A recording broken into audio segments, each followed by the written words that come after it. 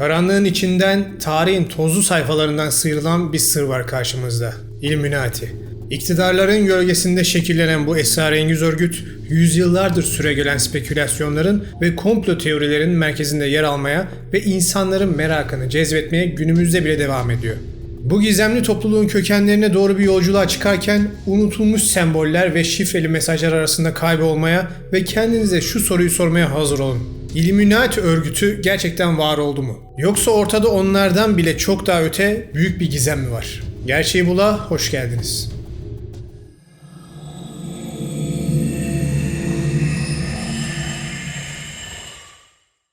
Almanya 1748. Rönesans sonrası başlayan aydınlanma akımı Avrupa'da dalga dalga yayılmaktayken günün birinde dünyanın en popüler gizemli örgütlerinden birisini kuracak olan Adam Weishaupt hızla değişen dünyaya gözlerini açar. Gençliğinden beri aydınlanma çağının getirdiği radikal sayılan modernist düşünceleriyle büyüyen Adam, kariyerine hukuk profesörü olarak başlar ama her daim gizli ilimler ve semboller gibi konulara da merak duymaya devam eder. Aslında onun bu kafa yapısını anlamak, Illuminati'yi de anlamak için önemli.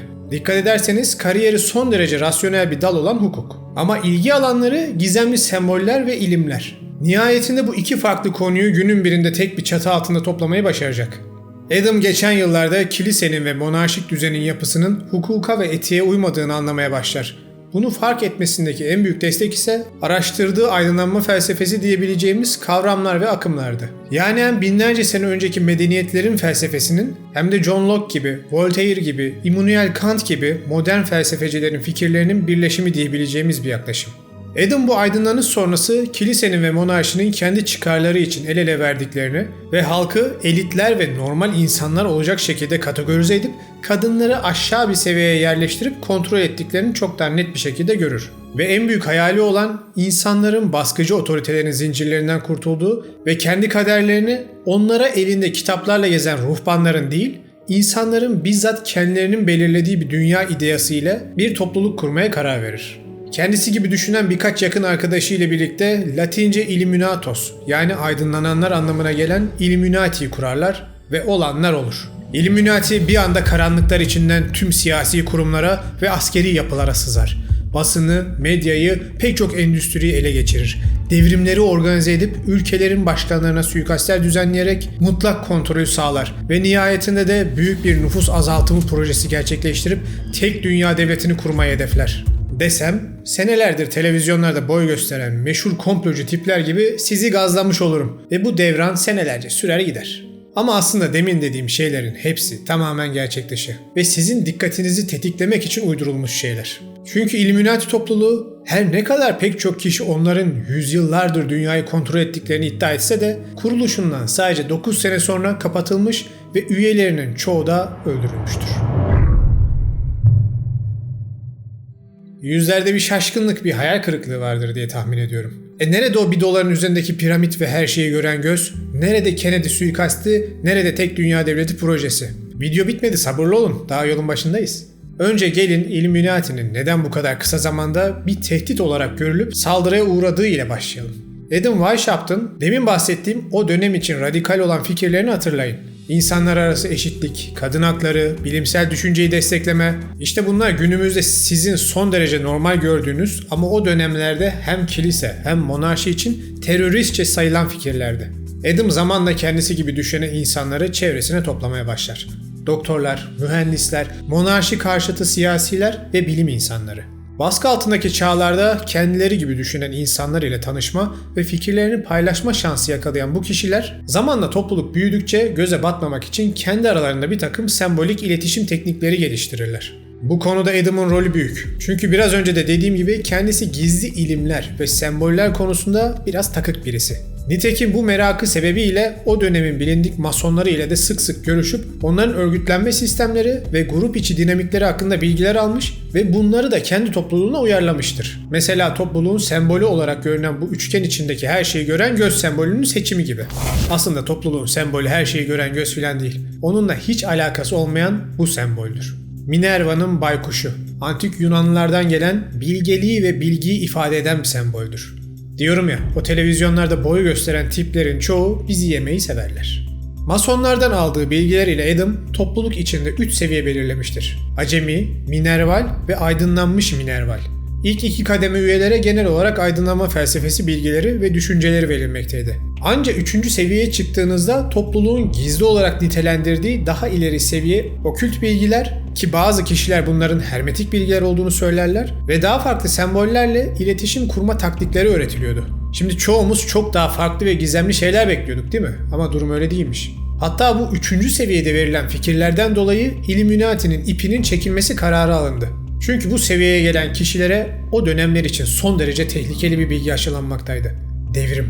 Geçen seneler içinde hem insanların meraklarını cezbeden taktikleri hem de Mason localarından transfer edilmiş sağlam bağlantıları olan kişiler sayesinde Adam Weishaupt ve ekibi sonunda güç kazanmaya başlamışlardı. Bazı kritik görevlerde olan kişiler ve matbaaya erişimi olan üyeler sayesinde, yani o dönemin medyasına, Weishaupt monarşi ve papalığa karşı olan radikal fikirlerini yavaş yavaş halka ve kilit pozisyondaki kişilere empoze etmeye başlar. Amaç ise bellidir. Günün birinde monarşiyi devirip Baviera'yı özgürleştirmek. Fakat Weishaupt kritik bir hata yapmıştır. Masonlara kazık atmak. Masonlardan sistem çalarak, yetmeyip kritik üyelerini çalarak, yetmeyip önce dost gibi gözüküp sonra onların fikirlerine tamamen ters, radikal fikirler ortaya atarak Adam Weishaupt uyuyan devi uyandırır. Ve bir anda örgütün ana hedefleri dönemin Baviera yöneticisi olan Karl Theodor'a iletilir. Akabinde de nokta atışı olacak şekilde topluluğun Avrupa'ya yayılmış buluşma yerlerine ve üyelerine operasyonlar yapılarak grup yasaklanır. Tabi bu esnada bazı üyeler de öldürülür. Kurucu Adam Weishaupt Baviera'dan sürgün edilir ve 1830'da ölene kadar geri kalan ömrünü Thüringen-Gotha'da geçirir. Ya tüm bunları nereden biliyoruz? Adamlar hani gizli örgütlü diyenler varsa da adamların tüm yazışmaları, notları, arşivleri bu operasyonlar sonrası ele geçirilmiş ve belgeler hükümet tarafından yayınlanmıştır. Yani o dillere destan, dünyayı kontrol eden Illuminati'nin hikayesi başladıktan sadece 9 sene sonra tahminen de 2500 üyeye ulaştıklarında daha en basit amaçlarını bile gerçekleştiremeden bitmiştir. Peki bunca iddia, bunca sembolizm, günümüzdeki yaşananlar, tüm bunların kökeni Illuminati değilse o zaman ne diyenleriniz varsa işte şimdi videonun esas gizemli kısmına başlıyoruz. Semboller mağara insanlarından bu yana kişilerin bir şeyleri ya da fikirleri beyan etmek için kullandıkları görsel kısaltmalar olarak tanımlanabilir. Çok eskiden mağarada yaşayan insan elini doğal boyasına ya da kana batırıp duvara işaret bırakarak "ben buradayım" diyordu. Varlığının bir sembolüydü bu. Bu güneş sembolü çağlar boyunca milyonlarca insan için yaratıcıyı ifade ediyordu. Yukarı bakan hilal şeklindeki ay, çağlar boyunca dişil enerjiyi, Sümer tanrıçası Inanna'yı ve kimi yerlerde de aya tapınmayı ifade etmiştir. Fakat bunlardan birisi belki de insanlık tarihindeki en uzun soluklu ve en gizemli olanlarının başında gelir. Her şeyi gören göz sembolü. Bu sembol hakkında ulaştığımız en eski bilgilerden birisi de antik Mısır inanışından gelir ve burası da konumuz için son derece önemli bir nokta. Birazdan anlayacaksınız. Antik Mısır'da bu sembol Horus'un her şeyi gören gözüdür ve bu şekilde sembolize edilir. Biraz ilginç bir çizim değil mi? Neden bir göz çizmek yerine bu uzantıları kullanmışlar? Amaç süslemek mi acaba diye merak edenleriniz olabilir. Ama her zaman dediğim gibi kadim medeniyetler sandığınızdan daha bilgelerdi. Bu gördüğünüz sembolün sırrı aslında beynimizi tam ortasından kestiğimizde anlam kazanıyor. O göz aslında beynimizdeki 3. gözünüz olarak gösterilen epifiz bezini anlatan bir sembol. Ama tanrısal güçler olayı sadece bir benzetme değil. Gerçekten inanışa göre epifiz bezinizi yeterince uyarmayı başarırsanız, mistiklerin 3. gözünüzün açılışı olarak tanımladığı mertebeye ulaşırsınız. Ki bu yaratılan her şeyin ilahi özünü görmenizi sağlayan, yani her şeyi gören gözünüzün açılması demektir. Ve siz artık ruhani yolculukta bir sonraki aşamaya geçmişsinizdir. İşte Tanrı'nın gözü olarak gösterilen bu sembol, Mısır'da çağlar boyunca büyük kutsiyet atfedilerek inancın ve kültürün bir parçası haline gelir ve halk da onu benimser. Tabi bu halkın arasında bilin kimler de var. Senelerdir orada yaşayan İsrailoğulları. Yıllar sonra İsrailoğulları Mısır'ı terk edip Tanrıların emriyle onlara vaat edilmiş topraklara doğru Hz. Musa önderliğinde yolculuklarına başlarlar. Musa peygamberin ömrü yollarda geçen 40 senenin sonunda vaat edilmiş toprakları görmeye yetmez. Aslında Kahire'den yürüyerek Kudüs'e gitmek bir hafta 10 gün sürüyor. Ama herhalde etraftaki öğren yerlerine uğradılar. Yoksa 40 sene sürmesi biraz garip. Neyse, İsrailoğulları Kenan diyarına geldiklerinde önlerine geleni tanrılarının emriyle biçip oraları yurt edinirler ve kendilerine bir sembol belirleme ihtiyacı duyarlar. Ve o sembol günümüzde Davut yıldızı olarak bilinen bu semboldür. Şimdi internette bu yıldız ile ilgili milyon tane açıklama var. Kimileri Yahudilerin 6 temel prensibini gösterdiğini söyler. Kimileri yönleri gösterdiğini söyler. Kimileri Davut'un doğumunu sembolize ettiğini anlatırlar. Liste uzayıp gider. Ben size daha sade ve basit bir anlamını dile getirmek istiyorum. Tarihte neredeyse temel olarak pek değişmeyen bazı semboller var. Misal, daire sonsuz yaratılışı, ilahi düzeni temsil eder ve genelde yaratıcı ile ilişkilendirilir. Üçgen ise yukarı bakıyorsa ilahi göksel katı sembolize ederken aşağı bakıyorsa yaratılmış olan bizlerin katını sembolize eder. Şimdi İsrailoğullarının sembolüne tekrar bir bakın. Sizce bu bir yıldız mı yoksa iç içe geçmiş yukarı ve aşağı bakan birer üçgen mi? Fark ettiniz değil mi? Peki şimdi şunu da düşünün. İsrailoğulları kendilerini Tanrı'nın seçilmiş ırkı olarak gören ve onun kendilerini bu gezegeni içindeki her şeyi yönetmeleri için yarattığına inanan bir kavim. Onların dışındaki herkes hayvan kategorisinde olan ve canları, malları, her şeyleri İsrailoğullarına helal olan mahluklardan ibaret. Abarttığımı düşünenler varsa Tevrat'ı biraz okusunlar. İşte şimdi bu yaklaşımla sembolü tekrar analiz edin. Yukarı bakan üçgen ilahi kat. Onunla iç içe geçmiş aşağı bakan üçgen ilahi katın neferi olan İsrailoğulları. Dünyanın yönlerini gösteren bir sembolizme göre daha mantıklı bir analiz sanırım. Fakat olay burada bitmedi. Şimdi elimizde iki önemli sembol var. Birincisi tanrısal göz sembolü, ikincisi tanrısal göksel kat sembolü. Daha önceki videolarımdan bildiğiniz üzere İsrailoğullarının tapınağı Babililer tarafından yıkılır. Esir alınırlar, 70 sene kadar esarette yaşayıp Babil inanışına ve kültürüne asimile olurlar. Ve nihayetinde serbest bırakıldıklarında karşımıza ilginç bir grup çıkar. Babil kralı Nabukadnezar'ın hayalindeki gibi tek dünya devletini kurmaya niyetli Masonlar. Zaten Mason demek taş ustası demek ve grubun sembolü de pergel ve gönyedir. Bunu da seçmelerinin sebebi evrenin ulu mimarı olan varlığa olan inançları ve onun düzeninin yeryüzünde bu Masonlar tarafından kurulacak olduğunu vurgulamak içindir. Masonlar binlerce yıl boyunca cidden planlarına sıkı bir şekilde bağlı kalarak varlıklarını sürdürmüşlerdir. Kimi yerlerde tabii ki kendilerince şekil değiştirenler, başka örgütlerle birleşenler oldu. Ama ilginç bir şekilde adamlar gerçekten temel kalıbı korumayı başarmışlar. Masonlar ayrı bir video konusu, o yüzden çok uzatmadan devam edeceğim. Amerika'nın İngilizlere karşı bağımsızlığına kavuşmasında rol oynayan ve daha sonra tarihe kurucu babalar olarak geçen George Washington, Benjamin Franklin, John Hancock ve daha nicesi son derece sıkı Masonlardı. Bu bir sır filan da değil, adamlar gayet gururla açık açık bunu göstermişler. 4 Temmuz 1776'da da Amerika'nın bağımsızlığını ilan etmesiyle birlikte meşhur bir sembol tarih sahnesine girdi. Amerika'nın iki büyük mühründen birisi olan piramit üzerindeki göz sembolü. Şimdi demin bahsettiğim gibi çoğu kişi bunun Illuminati sembolü olduğunu düşünür. Ama bu mühür tasarlandığında dünyanın öbür ucunda Illuminati daha yeni kurulmuştu. Zerre alakaları yok yani. Zaten sembolü incelediğinizde bunu siz de göreceksiniz. 13 basamaklı piramit Amerika'nın kurucusu olan 13 koloniyi ve eyaleti temsil eder. Piramidin üstünün boş olması eyaletlerin artacağını bize anlatır. Ve piramidin üzerinde bulunan üçgen içine konmuş gözün ise anlamını artık siz de çıkarabilirsiniz. İlahi kattaki yaratıcı bizi sürekli gözlüyor manasındadır. Çağlar öncesinden Masonlara miras kalan iki kadim sembolün son derece iyi kullanılmış bir hali. Piramidin altında da Novus Ordo Seclorum yani yeni çağın düzeni yazmaktadır. Fakat zamanla Masonluk Amerika içinde de kalıp değiştirerek ve özünden koparak çok daha karanlık bir hal alır. Dediğim gibi bunlar yakında gelecek bir videonun konusu. Ama bu karanlık değişim bizim için çok önemli. Çünkü bu değişimden sonra ortaya çıkan oluşum hepimizi büyük bir hızla felakete götürmekte. Toplumları yönlendirmek, kontrol etmek ve istediğiniz şekle sokmak için ilk yapmanız gereken sizce nedir? Sınırsız para mı? Askeri güç mü? Medya kontrolü mü? Aslında bunların hepsine ihtiyacınız var. Ama daha ötesinde neye ihtiyacınız var biliyor musunuz? Erişilmez olmaya.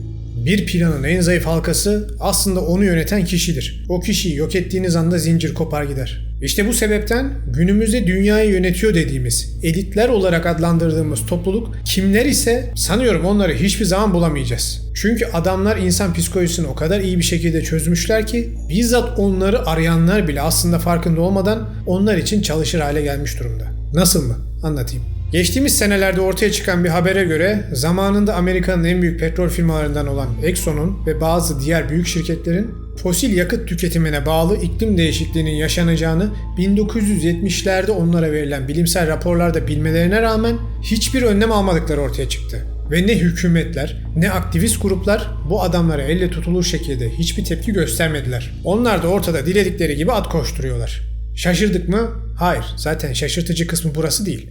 Esas şaşırtıcı olan piyasada iklim aktivisti, doğa savunucusu diye bildiğimiz meşhur bazı organizasyonların aslında bu petrol endüstrisi tarafından bizzat fonlandığı, hatta örtülü şekilde kontrol edildiği gerçeği. Şöyle bir düşünün, son zamanlarda kendini yollara yapıştıran, sanat eserlerine boya atan iklim grupları var. Bunlar sizce gerçekten doğayı düşünen tipler olabilir mi? Aslında tamamen antipati yaratmak üzerine kurulmuş topluluklar. Ya da her sene bağış adı altında hem sizden hem firmalardan para alıp taş üstüne taş koymamış, dikili ağacı olmayan, kendini doğa savunucusu gösteren uluslararası dernekler var. İşte bu tarz örgütlerin varlığı ve ara sıra haberlere çıkmaları sizde şu psikolojik etkiyi tetikliyor. Neyse ki iyilik için çabalayan birileri var yanılgısı. Ve onlara arada sırada para göndererek bu iyiliğe ortak olduğunuzu sanıyorsunuz. Ama ne yazık ki çoğu demin bahsettiğim adi şirketlerin birer boyalı uzantısı. Peki firmalar bunu neden yapıyorlar? Cevap basit. Dalga kıran taktiği. Açıkçası bu lafı şu an ben uydurdum. Belki de gerçekten vardır. Ama konu ile tam alakalı bir benzetme oldu. Misal hayvanlar üzerinde deneyler yapan kozmetik firmaları var. İnsanlar bu firmalara ciddi tepki gösterdiler ve bunun üzerine o kozmetik firması hayvanlı deneyleri bıraktığını açıkladı. Ama hemen sonrasında gidip bir 3. dünya ülkesinde paravan bir laboratuvar kurup adına L'Oreal Lab değil Montreal Lab yazıp hayvanlı deneylerine devam etti. Ve insanların tepkisini kendi üzerinden unutulmuş bir ülkedeki kimin olduğu belli olmayan bir laboratuvara çekti. Siz de tepkinizi esas büyük firma yerine bu harcanabilir küçük paravan firmaya kusmuş oldunuz. Neden? Çünkü arka planı araştırmadınız. Sadece o an tepki vererek direnişin bir parçası olmayı istediniz. Peki ne oldu? L'Oreal mutlu. Çünkü artık markası doğrudan kirlenmiyor.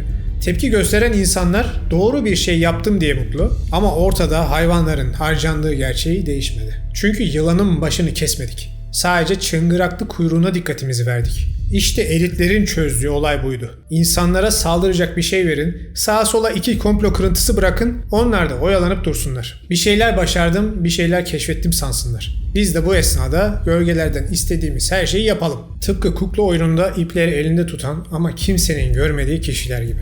Bakıyoruz müzik sektöründe Jay-Z çıkıyor, eliyle üçgen yapıyor, ertesi gün haberlerde full manşet. Illuminati müzik endüstrisini ele geçirdi. Ertesi gün bir Amerikan filminde bir sahnede göz görüyoruz. Aman filmin şu sahnesinde göz görüldü, Illuminati ifşa oldu diye videolar. Halbuki olay tek bir film değil. Komple bütünü görmek lazım. Bakın Amerikan müzik endüstrisi Madonna'dan sonra nasıl değişmiş. Şarkı sözleri eskiden sen benim tek aşkımsın, ailemsin filan gibi daha pozitif şeylerken Madonna'nın Like a Virgin şarkısından sonra nasıl bir dönüşüm yaşanmış. Film endüstrisinin devleri dediğimiz firmaların çocuklara izlettikleri filmlere nasıl subliminal semboller ve mesajlar eklenmiş. Düşünün bunlar 30 sene öncesinin projesiydi. Şimdiki şarkılara, filmlere bakınca Madonna'nınkiler çok müteasıp kalıyor. İşte toplum böyle şekillendirilir. Biz Illuminati deyip duruyoruz. Çoktan yok olmuş ama sırf oyalanıp tepkimizi bir yere kanalize edelim diye bir hayaleti kovalamamız sağlanıyor. Ama kimse o filmlerin yapımcılarından birisi olan Disney'i mahkemeye verip boykot etmiyor. Siz nasıl çocuk filmlerine ya da dizilerine bu mesajları koyarsınız diye dava açmıyorlar. Hükümetler bu adamlara yasak getirmiyorlar. Tam tersi Disney şu an dünyanın en büyük medya firmalarından birisi. Zaten insanların %90'ında tek derdi günü kurtarmak olmuş. Kalan %10'un içindeki %5'i de bir şeylerin ters gittiğinin farkında. Ama onları da yine filmlere, müziklere kırıntılar bırakıp Illuminati, Bilderberg grubu, tapınakçılar, masonlar, Gülhaç Cemiyeti diye dipsiz kuyular atıp orada oyalanmalarını sağlıyorlar. Geriye kalan gerçekten gerçeği çözen %5 de ya hayatından endişe edip susuyorlar ya da sesini çıkaranlar olursa da bir şekilde susturuluyorlar. Peki bu adamlar ne istiyorlar? Amaç ne? Amaç her daim kontrol olmuştur. Adamlar senelerdir sabırla tüketim manyağı, cinsellik manyağı, herhangi bir konuya, herhangi bir inancı, bağlılığı olmayan bir nesil yetiştirmeyi hedeflemişlerdi. Bakın sadece dinden filan bahsetmiyorum. Herhangi bir kavrama bile inancı olmayan insanlardan bahsediyorum. Bu aile kavramı olur, sevgi kavramı olur vesaire. Ve bu projede günümüzde neredeyse tamamen başarılı olmuş durumda. İnsanların elinden telefonunu almayın yeter. İsterse dünya yansın. Çünkü çoğu kişinin tek dünyası o cihaz oldu. Gerisinin önemi yok. Sebebi de gerçeklikten kaçabileceği onlarca imkan o cihazın içinde ona bedava olarak sunuluyor. İşletmede güzel bir laf vardır. Bir şey bedavaysa bilin ki ürün sizsinizdir. Bir düşünün, Microsoft'un 2015 senesinde yaptığı araştırmaya göre modern insanların ortalama dikkat süresinin 8 saniye olduğu ortaya çıkmış. Ve bu rakamın günümüzde 5 saniyeye düştüğü tahmin ediliyor. YouTube'un atlanamayan reklamlarını 5 saniye görmenizin de en büyük sebeplerinden birisi bu. Bu olay aynı zamanda beynimizde konuların ya da önem verdiğimiz olguların tutulma süresini de azaltıyor. Bunun en güzel örneğini şu an yaşıyoruz. Ukrayna'da halen savaş var. Haberini duyan kaldı mı? Unutuldu gitti. İsrail katliam yapıyor. İlk ay herkes coştu. Şu an çoktan unutulmaya başlandı bile. 2 aya adı bile anılmaz. İşte böyle unutkan toplumları yönlendirmek günümüzde çocuk oyuncağına döndü. Size ne yemeniz gerektiğini dikte ederler. Ne giymeniz gerektiğini, modanın ne olduğunu, ideal kadın ölçüsünün, erkek şeklinin ne olduğunu empoze ederler. Siz seçim yaptığımı zannedersiniz ama gündelik hayatınızdaki seçimleri size çoktan sunmuşlardır bile. Ve siz sadece onların size sunduğu seçenekler içinden yaşayıp gidersiniz. Ve size bu seçenekleri sunanlar sizi öyle imkansız hedeflere yönlendirirler ki eli yüzü zaten güzel olan kızlar estetik manyağına dönüşürler. Erkekler güçlerinin, karakterlerinin bindikleri arabalar ile, ceplerindeki para ile doğrudan ilişkili olduğunu zannederler. Ama kimse bu uç hedeflere erişemez. Nihayetinde de depresyon vakaları patlar. Ve o hapları üreten bu adamlar bir kez daha sizi hasta edip o hapları satarak sizden yine para kazanırlar. Sistemden çıkmaya çalıştığınızda ya da gerçekleri söylediğinizde de linç yersiniz, dışlanırsınız. Sonra bir gün bir bakmışsınız robotların ve yapay zekanın birleşmesinden sonra size artık gerek kalmamış ve dünya nüfusunun 10 milyara geldiği dönemde bir kırılım yaşanıp